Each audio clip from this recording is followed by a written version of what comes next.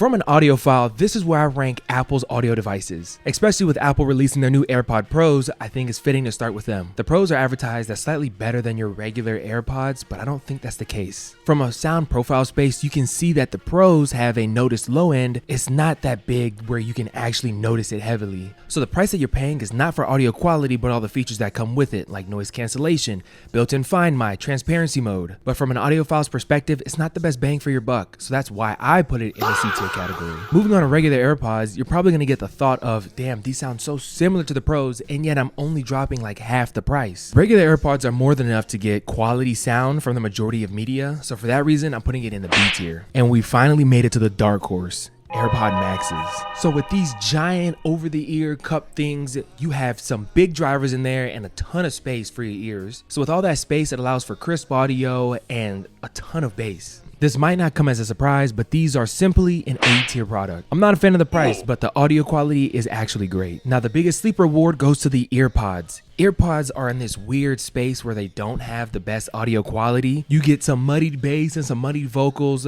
but for 20 bucks, it's killing the game. At this point, I've gone through so many, from blown out drivers to ripped cords, and as short and simple as this is, I have to give this one an A as well. Moving away from wearable devices, speakers are just as important.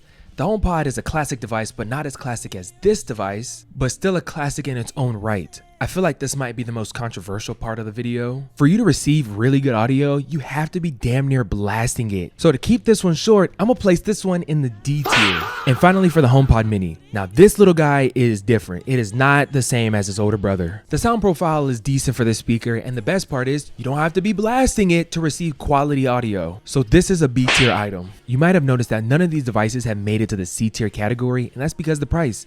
The price that you pay does not equate to the quality. As an audiophile, there are so many other devices that you can get at the same cost or even half of the cost that provide better audio quality. If you want to see it, go to my profile, hit the follow button, and you'll see a better audio setup.